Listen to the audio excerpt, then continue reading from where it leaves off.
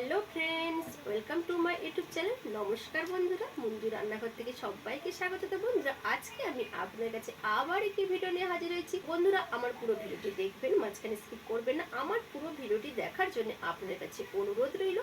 আমার চ্যানেলে নতুন শ্রোতা হলে চ্যানেলটি সাবস্ক্রাইব করার অনুরোধ রইল।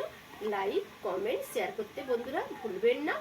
আপনাদের একটি লাইক, একটি সাবস্ক্রাইব আমার কাছে অনেক অনেক মূল্যবান। তো বন্ধুরা, আর বেশি কথা না বাড়িয়ে এবার ভিডিওটি শুরু করা যাক। বন্ধুরা, কড়াই বসিয়ে দিয়েছি খানিকটা সরষের তেল। তার মধ্যে দিয়ে দিলাম 3টে মাঝখানে চিড়ে রাখা শুকনো লঙ্কা আর 2টো তেজপাতা। তো বন্ধুরা, আজকে রেসিপি হলো পালং শাকের তরকারি। তো পালং শাক আপনারা অনেকে অনেক রকমভাবে রান্না করে খেয়েছেন। আমি কিভাবে রান্না করি সেটা আপনাদের সঙ্গে আজ আমি শেয়ার করব। তেল আর তেজপাতা আর শুকনো লঙ্কা, এটা মানে মিষ্টি গন্ধ বেরিয়ে আসা পর্যন্ত একটু অপেক্ষা করব। এবার দিয়ে দিলাম হাফ চামচ কালো জিরে। শুকনো লঙ্কা, তেজপাতা একটি মিষ্টি গন্ধ বেরোবে, তারপর আমি দেব আরও কিছু উপকরণ।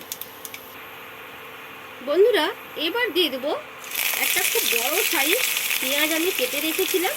তো পেঁয়াজটা দিয়ে দেবো।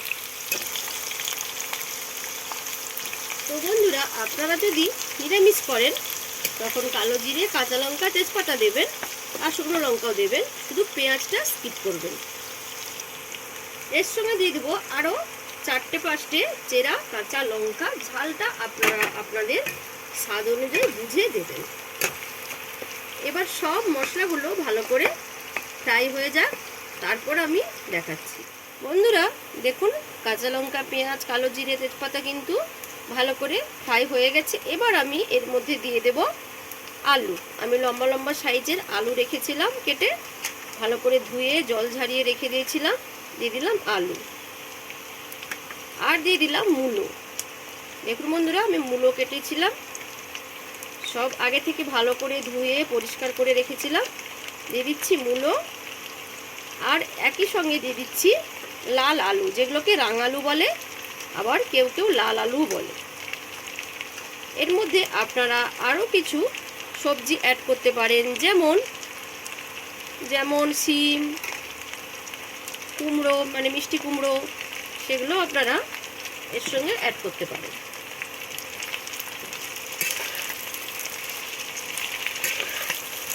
আমি এর মধ্যে অল্প একটু লবণ দিয়ে একটু ঢাকা দিয়ে দেবো। এগুলোকে একটু ভালো করে সেদ্ধ হতে সময় দেব। এবার দিয়ে দেবো স্বাদ অনুযায়ী লবণ। লবণটা পরিমাণ মতো দিতে হবে, কারণ এটা কিন্তু স্বাদ।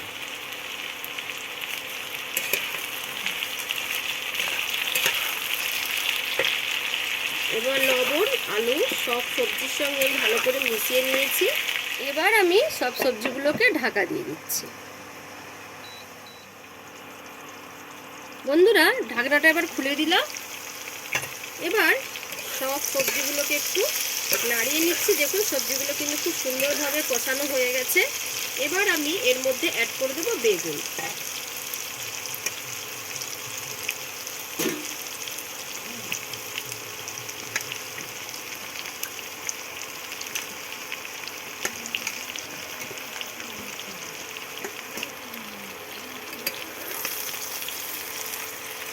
বেগুনটা দিয়ে আমি এবার একটু ঢাকা দিয়ে দেবো, বেগুনটা যাতে ভাপে একটু সেদ্ধ হয়ে যায়। বন্ধুরা, এবার ঢাকনাটা খুলে দিলাম। দেখে নিই সব সবজিগুলো কতটা সেদ্ধ হয়েছে। সবজিগুলো কিন্তু প্রায় 70% সেদ্ধ হয়ে গেছে। এবার আমি এর মধ্যে দিয়ে দিলাম একটু টমেটো, একটা বড় সাইজের টমেটো দিয়ে দিলাম। টমেটোটা তো আপনারা যদি পছন্দ না করেন স্কিপ করবেন, টমেটোটা একেবারে অপশনাল। বন্ধুরা, এবার দিয়ে দিলাম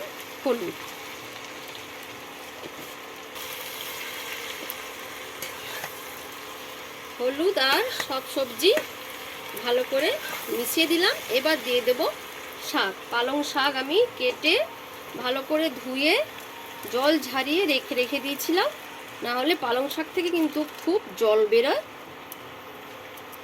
আমি অনেক আগে থেকে ধুয়ে ভালো করে জল ঝরিয়ে নিয়েছিলাম, আপনারাও কিন্তু তাই করবেন, না হলে পালং শাক থেকে কিন্তু ভীষণ জল বেরায়।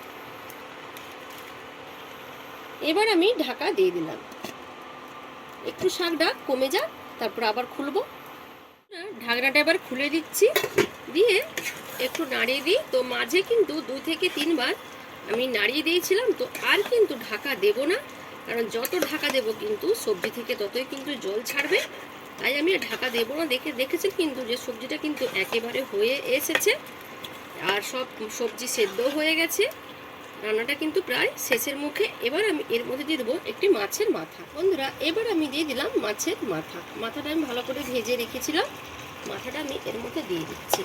তো বন্ধুরা, আপনারা যদি নিরামিষ খান মাছের মাথাটা দেবেন না, ওই ফোড়নের সময় দিয়ে দিবেন অল্প একটু হিং, দেখবেন খুব সুন্দর গন্ধ লাগবে, আর খেতেও কিন্তু পালং শাকটা দুর্দান্ত লাগবে। আমি মাছের মাথাটাকে ভেঙে দিচ্ছি, দিয়ে ভালো করে মিশিয়ে দেবো। আর এর সঙ্গে দিয়ে দিলাম আমি, যেহেতু সবজি শাক, একটু চিনি দিতে হবে, 1 চামচ মতো চিনি দিয়ে দিলাম। আর দেখুন ওই সবজির গা থেকে দেখুন জল বেরাচ্ছে, তার জন্য এর জন্য কিন্তু এই জিনিসটা কিন্তু খুব বড় মানে বুদ্ধির জিনিস, যে জল কিন্তু কাটবে না, এটা কিন্তু মাথায় রাখুন। দিয়ে দেবেন জল যাতে না কাটে একটু ময়দা, আমি একটু ময়দা ছড়িয়ে দিলাম, যা দেখবেন এই জলটা আর কাটবে না, এই জলটা কিন্তু টেনে নেবে। তো হয়ে গেল আজকের মতো পালং শাক আর মাছের মাথা দিয়ে ঘন্ট। তো বন্ধুরা, আজকের মতো এখানে ভিডিওটি শেষ করছি। এবার আপনাদের কাছে আবার নতুন ভিডিও নিয়ে হাজির হব। টাটা।